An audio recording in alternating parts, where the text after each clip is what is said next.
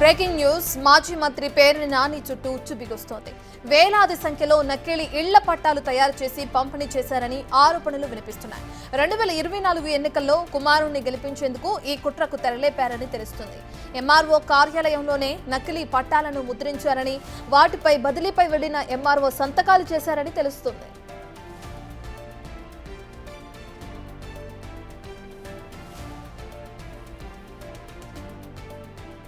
లేని సర్వే నెంబర్లతో నకిలీ పట్టాలను తయారు చేసినట్లు తెలుస్తుంది. రోడ్డు, చెరువు కట్లు, శ్మశాన వాటికల సర్వే నెంబర్లతో పట్టాలు రూపొందించారని, వాటిపై జగన్ ఫోటోను కూడా గుర్తించినట్లు సమాచారం అందుతుంది. ఇక మొత్తం 10,000 నకిలీ పట్టాలను గుర్తించడంతో ఈ వ్యవహారంపై జాయింట్ కలెక్టర్ ఫోకస్ చేశారు. ఇప్పటికే పట్టాలని స్వాధీనం చేసుకున్న అధికారులు దర్యాప్తునకు ఆదేశించారు. ఈ వ్యవహారంలో ఇప్పటికే ఒక వీఆర్ఓపై సస్పెన్షన్ వేటు పడింది.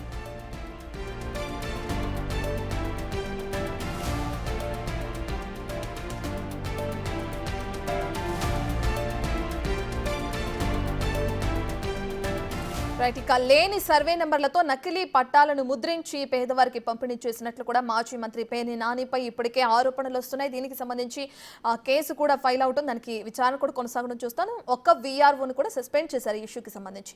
మరి ఈ విచారణ ఏ విధంగా కొనసాగుతుందనే డీటెయిల్స్ అందించడానికి మా ప్రతినిధి శివ అందుబాటులో ఉన్నారు. రైట్ శివ, తన కుమారుని గెలిపించుకునే క్రమంలో ఈ విధంగా ఇళ్ల పట్టాల పంపిణీ కార్యక్రమాన్ని చేపట్టారు. అది లేని సర్వే నెంబర్లని క్రియేట్ చేసుకొని చేశారని చెప్పి ఆరోపణలు వస్తున్నాయి. దీనికి సంబంధించిన విచారణ ఏ విధంగా కొనసాగుతుంది శివ? ప్రయత్నం మొత్తం మీద చూసుకుంటే ఆంధ్రప్రదేశ్లో ఏదైతే 2 రకాల పందా కొనసాగుతుందని చెప్పి టీడీపీ నేతలు ఒక రకమైన అసంతృప్తి, ఆగ్రహం వ్యక్తం చేస్తున్నారు. ప్రభుత్వ అధికారుల తీరా లేకపోతే అక్కడ ఉన్న ప్రజాప్రతినిధులు తప్పో తెలియదు కానీ ఏదైతే నకిలీ ఇళ్ల పట్టాల వ్యవహారానికి సంబంధించి ప్రస్తుతం గన్నవరం మాజీ ఎమ్మెల్యే వల్లభనేని వంశీ జైల్లో రిమాండ్ ఖైదీగా ఉన్నారు. ప్రస్తుతం దానికి సంబంధించి కూడా ఆయన బెయిల్ కోసం పోరాడుతున్నారు. అయితే గత ఎన్నికల టైంలో మచిలీపట్నంలో కూడా ఆయన కుమారుని గెలిపించుకునేందుకు ఎటువంటి ఆధారాలు, ఎటువంటి భూములు, ఎటువంటి సర్వే నెంబర్లు లేకుండా 10,000 నకిలీ ఇళ్ల పట్టాలను సృష్టించి, ఫేక్ ఇళ్ల పట్టాలను సృష్టించి దానిపై జగన్ ఫోటో వేయడంతో పాటు మచిలీపట్నానికి సంబంధించిన ఎంఆర్ఓ, అంటే అక్కడి నుంచి ట్రాన్స్ఫర్ అయిన ఒక ఎంఆర్ఓ సంతకాన్ని ఫోర్జరీ చేసి ఈ తతంగం అంతా నడిపిన పరిస్థితి కనిపిస్తూ ఉంది. దాదాపుగా 5,000 మందికి సంబంధించిన ఇళ్ల పట్టాల పంపిణీ కూడా అప్పట్లో చేసినట్లు పెను దుమారమైంది. ప్రస్తుతం ఎవరైతే ఉన్నారో అప్పటి మాజీ ఎమ్మెల్యే, ఇప్పటి ఎమ్మెల్యే మంత్రి కొల్లు రవీంద్ర అప్పట్లో దీనికి సంబంధించి కూడా ఆందోళన చేయటం పాటు అలాగే ఎక్కడైతే నకిలీ ఇళ్ల పట్టాలు తయారు చేస్తున్నారో వీఆర్ఓ ఆఫీస్కి అప్పట్లో అర్ధరాత్రి వెళ్ళి మరి ఆయన హల్చల్ సృష్టించిన పరిస్థితి కనిపించింది. కానీ కూటమి ప్రభుత్వం అధికారంలోకి వచ్చి సంవత్సరం గడుస్తున్నా ఎందుకు కొల్లు రవీంద్ర దీనిపై ప్రేక్షక పాత్ర పోషిస్తున్నారు, ఎందుకు దీనిపై పట్టించుకోవట్లేదని చెప్పి కొంతమంది టీడీపీ నేతలైతే తీవ్రస్థాయిలో ఆగ్రహం వ్యక్తం చేస్తున్న పరిస్థితి కనిపిస్తూ ఉంది.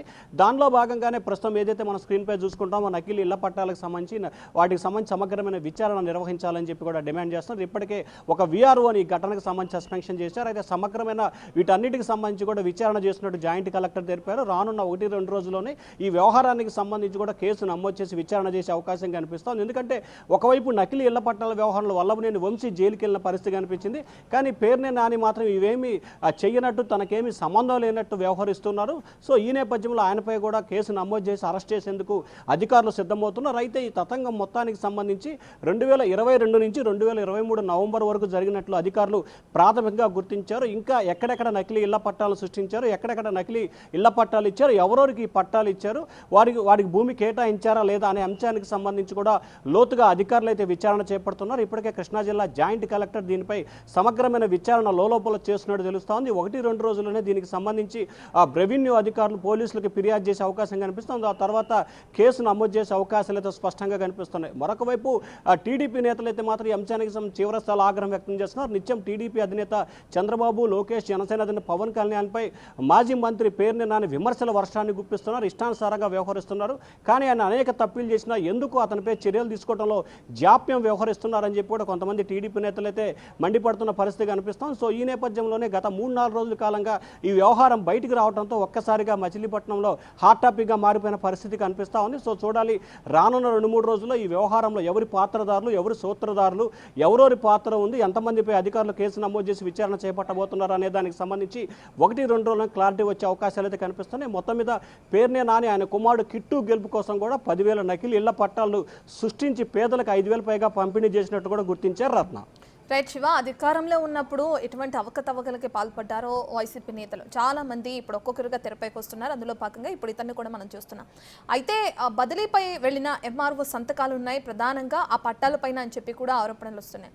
మరి ఒకవేళ దానికి సంబంధించి చర్యలు తీసుకుంటే ఖచ్చితంగా తనను కూడా ఎంక్వైరీ చేసే అవకాశం ఉంది, తనను కూడా సస్పెండ్ చేసే అవకాశం ఉందని కూడా తెలిసిన ఎంఆర్ఓ ఏ విధంగా సంతకాలు చేశారు, తన దగ్గర నుంచి ఈ ఇష్యూకి సంబంధించి ఎటువంటి సమాధానం వస్తుంది?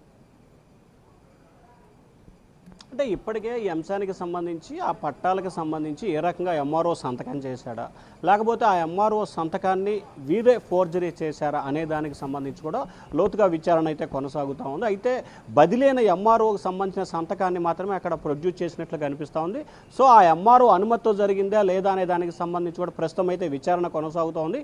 ఇప్పటికే కృష్ణా జిల్లా జాయింట్ కలెక్టర్ సదరు ఎంఆర్ఓ నుంచి కూడా వివరణ తీసుకున్నట్లు కూడా తెలుస్తూ ఉంది. దానికి సంబంధించి అధికారులకి సమాచారం ఇచ్చే అవకాశం అయితే కనిపిస్తూ ఉంది.